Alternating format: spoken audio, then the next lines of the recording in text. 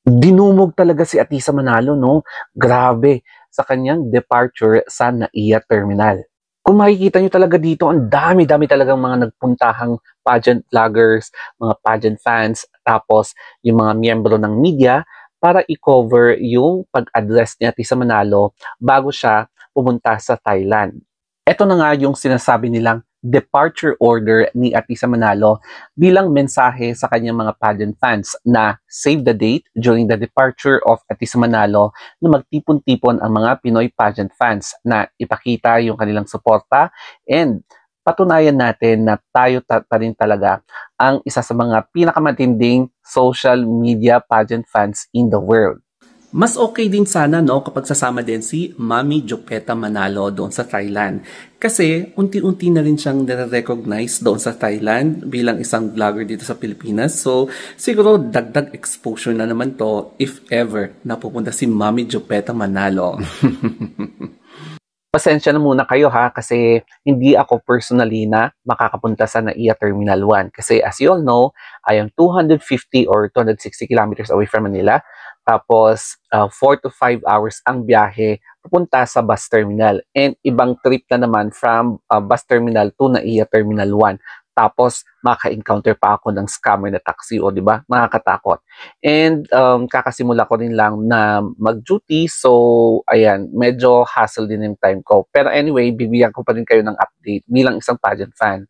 Kaya naiintindihan ko yung mga medyo hinaing na mga ibang pageant vloggers on-site na bakit daw kami yung ibang pageant vloggers ay hindi pumupunta doon sa site. Eh, syempre, yung sitwasyon ko naman is I'm not from Manila. So, I'm a provincial pageant fan. Pero ang maitutulong ko sa inyong lahat is to also use my influence, yung followers ko na syempre, subaybayan din si Atisa Manalo on her journey sa Miss Universe at ang iba pang mga representative ng Philippines. And syempre makakatulong din ito sa mga voting kineme, o di ba? So yes, sana naintindihan niyo rin ako.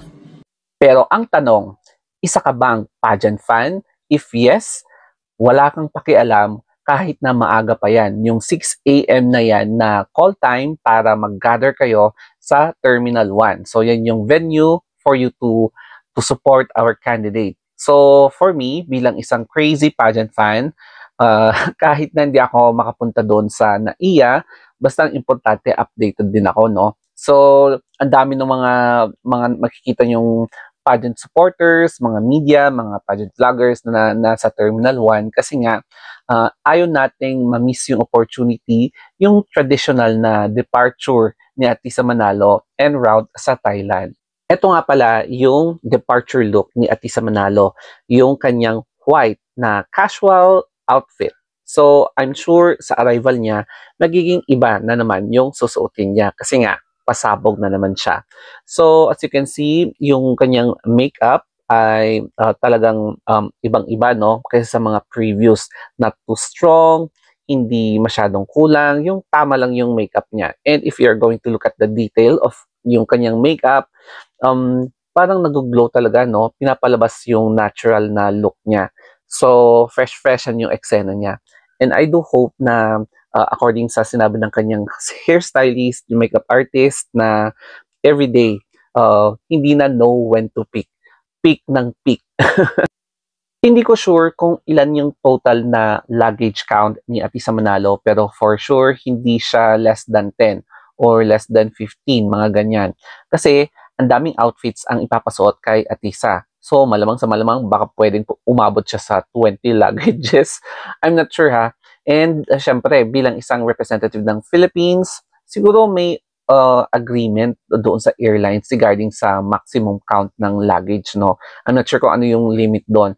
Pero, ang importante dito is, madamitan si Atisa everyday ng kanyang OOTD with pick ng pick according sa kanyang mga stylist. So, sana naman, no, maging pick ng pick talaga. Kaya pagdating niya sa Thailand, basing from her promotional video screenshots, magiging ganito yung eksena ni Atisa Manalo and hindi rin siya papahuli sa mga ginagawa ngayon ng mga Latinas na pumupunta at nagbibigay pugay sa kakapanaw lang nila na queen na si Queen Sirikit. So, correct me na lang if I'm wrong, with that traditional Thai dress. So as you can see, baka ganito yung susuotin niya during the first day or during the arrival mismo doon sa Thailand. Siyempre, no, hindi din siya papahuli kasi marami ng mga candidates na nagsidatingan na pumupunta doon para alam nyo na kung ano yung ibig sabihin, no? So anyway, that's my latest update for Atisa Manalo, and siguro baka mamaya, let us now begin with arrival and day 1. So that's it guys. Thank you and have a nice day.